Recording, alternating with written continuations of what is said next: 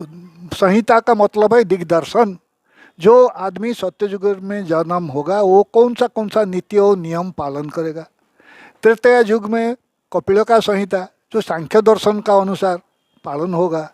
द्वापर युग में भृगु संहिता वो भृगु का मत अनुसार पालन होगा। और कलि युग में पराशर संहिता का जो कार्यक्रम है उसको पालन करेगा। हर एक युग में जो जो संहिता है ये सब जो चार ही संहिता होता है ना, सब युग का अनुसार वो संहिता बनाया हुआ है। ये इसे सिर्फ मनु संहिता पढ़ देने से कुछ नहीं है। मनु संहिता में सिर्फ मानव का कथा हुआ लिखा हुआ है।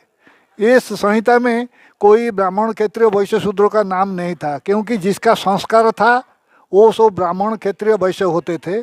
और जो उसका जो मैंने सर्वेंट जो चाकर होते थे व सेवक होते थे वो सब होते थे क्या ना, शूद्र होते थे।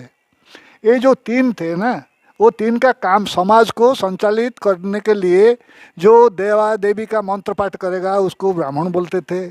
जो देवा देवी का पूजा करेगा उसको बता दिया कि तुम ब्राह्मण धर्म, उसका धर्म को ब्राह्मण धर्म बोला गया। जो देश को रक्षा करेगा, राजा होगा, ये सब होगा, संचालन करेगा, वो क्षत्रिय होगा, रक्षा करता है। जो व्यापार वाणिज्य करेगा, समाज को राजकोष को प्रबुद्ध करेगा, वो है क्या ना, वैश्य हुआ।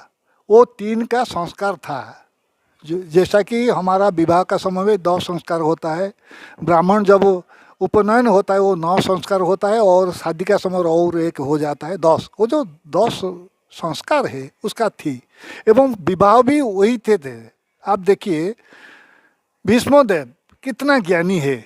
वो क्या किया, जो काशी राजा का वो था ब्राह्मण, उसका 3 बेटी को ले आया। क्या ये पाप है?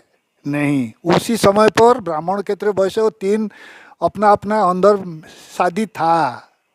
फिर देखिए जो शल्य है वो भी ब्राह्मण था। वो कैसे क्षेत्रीय राजा पांडु को उसका बहन माद्री को दे दिया। वो उसी समय तक वो सब थे। कुछ लोग जो रूढ़िवादी, उसका मतलब कोई इसका जिसका शास्त्र ज्ञान नहीं है, वो क्या क्या राजनीति का अंदर में उसको ढकाल दिया। और विभिन्न जाति धर्म का नाम पर वो विशेष भाव से जब ब्रिटिश आया वो भारत को जाति और धर्म का नाम कर दिया। वो जो यूनिटी था, हिंदू धर्म में जो एकता था, उसको तोड़ दिया और एक दूसरा का शत्रु बना दिया। पैसा देकर, किसको लोभ देकर।